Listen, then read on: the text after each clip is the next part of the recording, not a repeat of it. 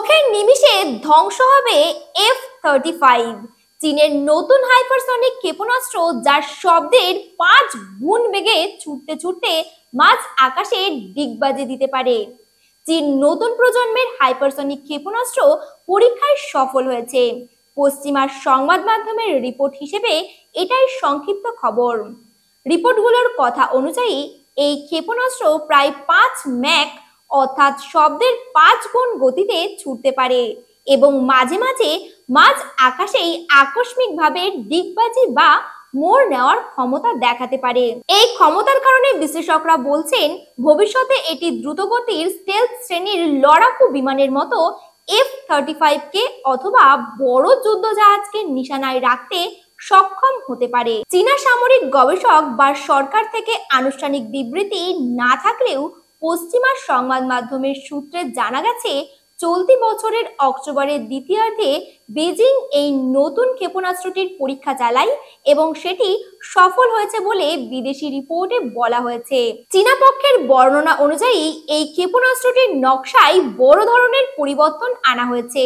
এর কাছে ভাঁজ করা ডানার একটি জোড়া রয়েছে যেগুলো ওড়ার সময় ভাঁজ করে রাখা যায় এবং প্রয়োজন হলে খুলে আকার বদলে আকাশে মোড় বা ডিগবাজি নেওয়া যায়।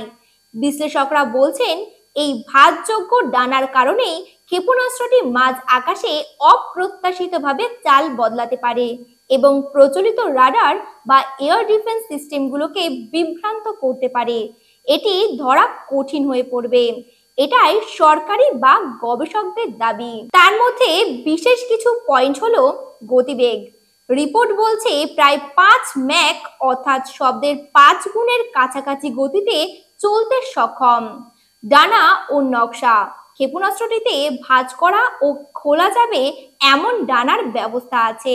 এর ফলে মাঝ আকাশে ডিগবাজি বা আকস্মিক বাঁক নেওয়ার ক্ষমতা দেখা যায়। রাডারে ধরা পড়া। চীনা গবেষকরা দাবি করছেন নকশা পরিবর্তনের কারণে রাডারে শনাক্ত করা কঠিন হবে, ফলে আকাশ প্রতিরক্ষা ব্যবস্থায় আটকে যাওয়ার ঝুঁকি কমতে পারে এমন ধারণা প্রকাশ করা হয়েছে। প্রযুক্তিগত জটিলতা। 5 ম্যাক বা তার বেশি গতিতে চললে ক্ষেপণাস্ত্রের পিঠের তাপ অত্যন্ত বেড়ে যায়।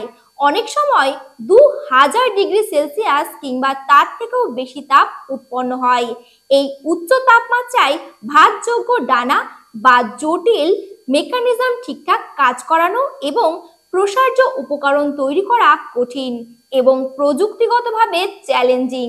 তাই যদি চীনের রিপোর্ট সত্যি হয় তাহলে এটি বড় প্রযুক্তিগত অগ্রগতি হিসেবে ধরা হবে। কিন্তু কি কারণে সবাই উদ্বিগ্ন?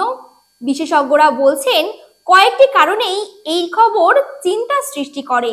যেমন প্রতিবাদ বা প্রতিক্রিয়া নেওয়ার সময় কমে যায়। খুব দ্রুতই ক্ষেপণাস্ত্র সফটওয়্যার বা প্রতিরক্ষা ব্যবস্থার রিয়্যাক্ট করার আগেই লক্ষ্যভেদের সম্ভাবনা বাড়ায়।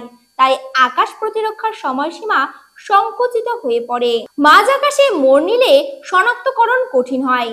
প্রচলিত ক্রুজ ক্ষেপণাস্ত্র সাধারণ তুলনামূলকভাবে সরল পথ অনুসরণ করে, কিন্তু এই ক্ষেপণাস্ত্র যদি বাঁক নেয় বা ডিগবাজি করে তাহলে সিকিউরিটি সিস্টেমগুলোকে অনায়াসে বিভ্রান্ত করা যায়।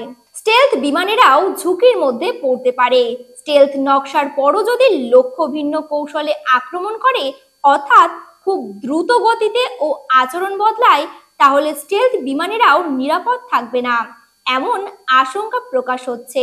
বিশ্লেষক ও কর্তৃপক্ষের মন্তব্য। চীনা গবেষক ওয়াং পেং বলছেন যে তারা হাইপারসনিক নকশার বিশাল পরিবর্তন এনেছে এবং এই নতুন নকশার জন্যই রাডারে ধরা কম হবে। তিনি আরো বলেছেন এই প্রযুক্তি কেবল সামরিক কাজে সীমাবদ্ধ থাকবে না, পরবর্তীতে মহাকাশ গবেষণায় বিশেষ করে উপগ্রহ দ্রুত ও সস্তায় পাঠানোর কাজে এ ধরনের রকেট প্রযুক্তি ব্যবহৃত হতে পারে।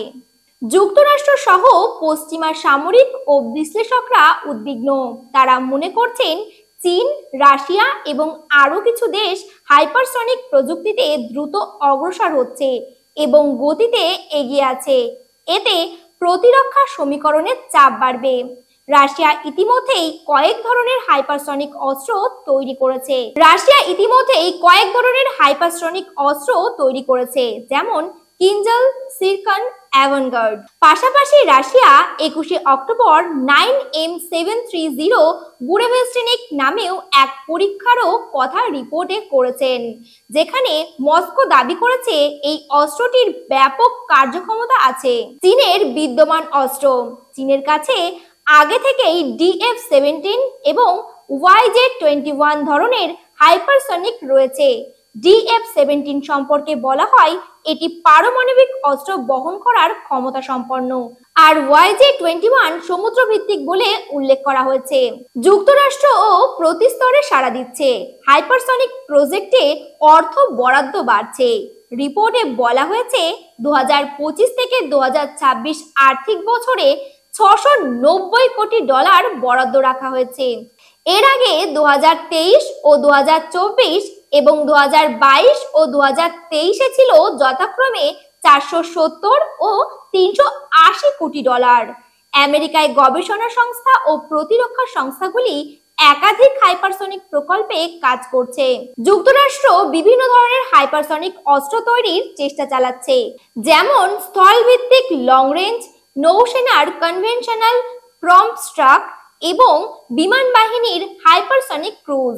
কিন্তু রিপোর্ট বলছে এখনো পর্যাপ্ত প্রোটোটাইপ বা পরিমাণে এগুলো তৈরি করা যায়নি। কয়েকজন পশ্চিমা সামরিক কর্মকর্তা মন্তব্য করছেন, আমরা যে ধরনের হাইপারসনিক অস্ত্র সচরাচর দেখি সেগুলোর গতিবেগ সাধারণত 5 থেকে 6 ম্যাক, কিন্তু তারা বলছেন রাশিয়া বা চীনের হাতে আরো দ্রুত গতির, যেমন 10 থেকে 12 ম্যাক প্রযুক্তির থাকার কথা হচ্ছে, যা বড় উদ্বেগের বিষয়।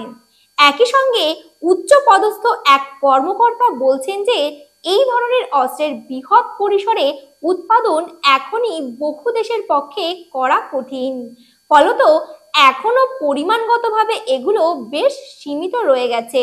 কিন্তু কেন এই খবর গুরুত্বপূর্ণ? এই পরীক্ষায় যদি চীন বাস্তবে সফল হয়ে থাকে, তাহলে ভবিষ্যতের সামরিক লড়াই চিত্র কেমন হবে এটা বদলে যেতে পারে, কারণ অতি দ্রুততার রক্ষা ব্যবস্থাকে হোঁচট খাইয়ে দেয়। মাঝে মধ্যে আচরণ বদলানো অর্থাৎ ডিগবাজি মোড প্রতিরক্ষা তৎপরতাকে অকার্যকর করতে পারে।